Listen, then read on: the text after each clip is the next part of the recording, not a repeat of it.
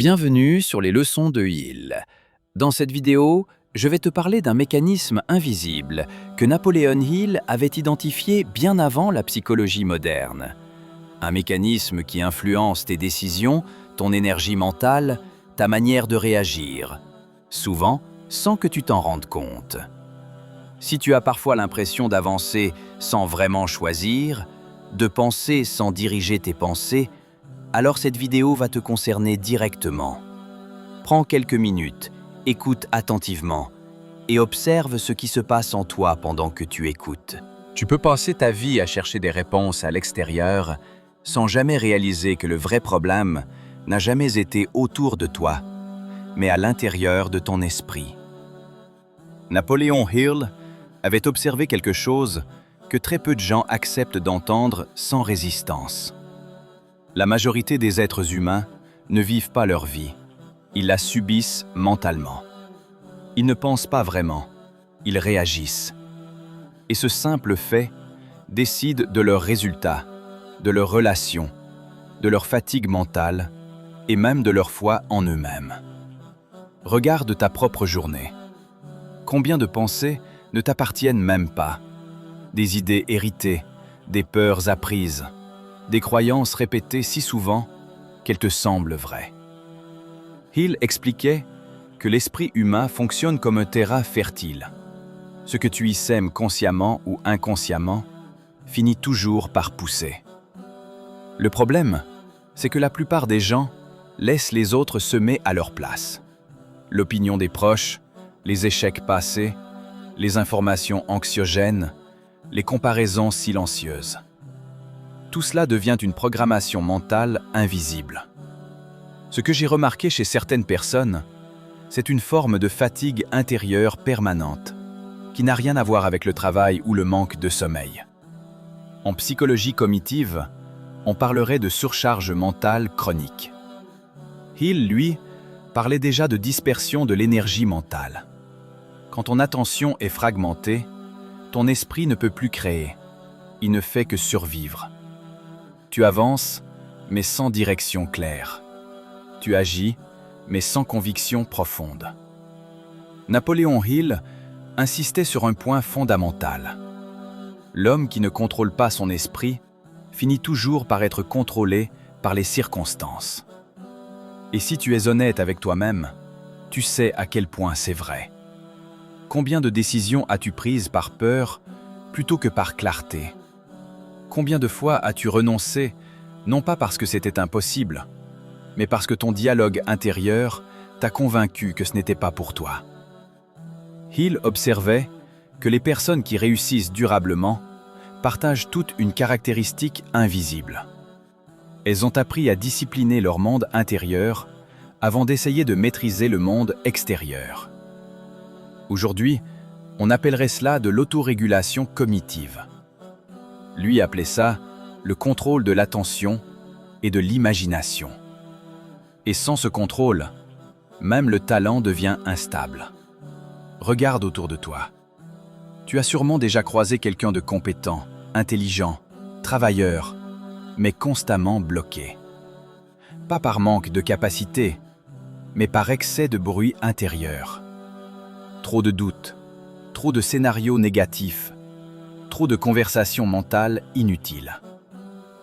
Hill expliquait que l'indécision et la confusion mentale sont parmi les ennemis les plus destructeurs du succès, car ils paralysent l'action avant même qu'elle ne commence. Pose-toi cette question, sincèrement. Est-ce que ton esprit est un outil que tu utilises ou un endroit dans lequel tu te perds? La majorité des gens vivent enfermés dans leur propre tête sans même s'en rendre compte. Ils confondent leurs pensées avec la réalité. Napoléon Hill disait que ce que l'homme croit profondément finit toujours par se manifester sous une forme ou une autre. Pas par magie, mais par cohérence mentale. Tes pensées influencent tes décisions façonnent tes habitudes, et tes habitudes construisent ta vie. Ce que Napoléon Hill avait compris très tôt, c'est que l'esprit ne distingue pas clairement entre ce qui est répété avec émotion et ce qui est vrai. C'est exactement pour cela qu'il insistait autant sur l'autosuggestion.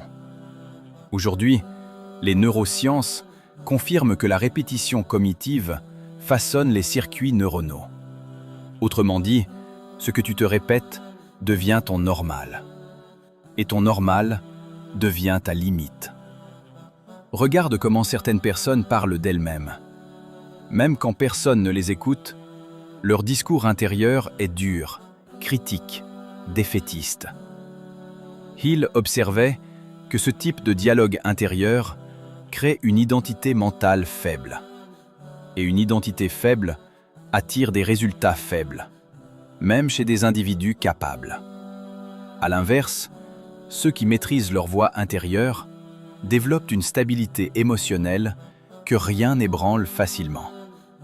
Ce que j'ai observé, et que Hill décrivait déjà, c'est que la clarté mentale ne vient pas quand tout va bien, et se construit avant. Elle vient de la capacité à choisir consciemment ce que tu laisses entrer dans ton esprit. Chaque information, chaque pensée répétée, chaque image mentale laisse une trace. Hill appelait cela la loi de l'habitude mentale. Aujourd'hui, on parlerait de conditionnement. Imagine ton esprit comme un filtre. Tout ne mérite pas ton attention. Tout ne mérite pas ton énergie émotionnelle. Pourtant, la plupart des gens donnent leur attention à ce qui les affaiblit, puis se demandent pourquoi ils manquent de motivation.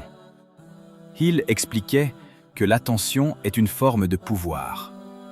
Là où va ton attention, ton énergie suit. Et là où va ton énergie, ta vie finit par s'orienter. Regarde ta relation au temps. Beaucoup de gens vivent dans le passé ou dans l'anticipation anxieuse du futur. Hill observait que les individus qui réussissent mentalement vivent dans une forme de présence stratégique. Ils tirent des leçons du passé sans s'y enfermer et projettent l'avenir sans s'y perdre. Cette capacité crée une stabilité intérieure rare. Pose-toi cette question maintenant. Si ton esprit était un espace physique, serait-il calme ou chaotique, ordonné ou encombré? Il disait que l'ordre extérieur n'a jamais précédé l'ordre intérieur. Et tant que ton esprit est confus, ta vie le reflètera sous une forme ou une autre. Ce qui distingue réellement ceux qui avancent de ceux qui stagnent, ce n'est pas la chance ni l'intelligence. C'est la capacité à revenir à soi, à observer ses pensées sans s'y identifier, puis à choisir consciemment une direction mentale. Il appelait cela la maîtrise de soi. Aujourd'hui, on parlerait de métacognition. Et si tu écoutes bien, ce message n'est pas une critique, c'est une invitation. Une invitation à reprendre possession de ton monde intérieur, à comprendre que ton esprit peut devenir ton meilleur allié ou ton pire saboteur. Napoléon Hill n'enseignait pas la réussite superficielle. Il enseignait la cohérence intérieure. Et cette cohérence finit toujours par produire des résultats visibles. Regarde ta vie maintenant. Où ton esprit te sert-il? Et où te trahit-il? Tant que tu n'oses pas te poser cette question, rien ne change vraiment. Mais le jour où tu commences à observer ton fonctionnement mental avec honnêteté, quelque chose bascule. Et c'est exactement là que Napoléon Hill situait le véritable point de départ de toute transformation durable. Si tu dois retenir une seule chose de cette vidéo, retiens ceci. Ton esprit ne reste jamais neutre. Napoléon Hill avait observé que soit tu diriges consciemment ta pensée, soit elle est dirigée par l'habitude, l'environnement et les opinions des autres. Regarde ta propre vie maintenant.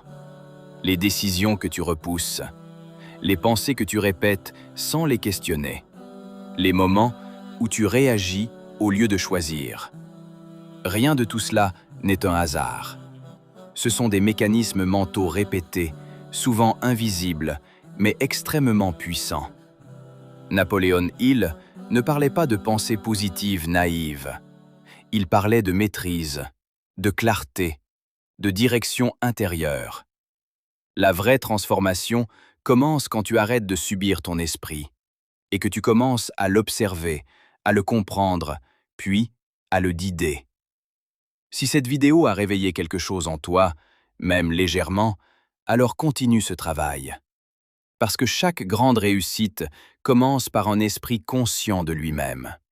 Abonne-toi à les leçons de Hill si tu veux apprendre à penser avec plus de lucidité, de profondeur et de maîtrise. Et surtout, reste attentif à ce que tu nourris mentalement. Ton esprit écoute toujours.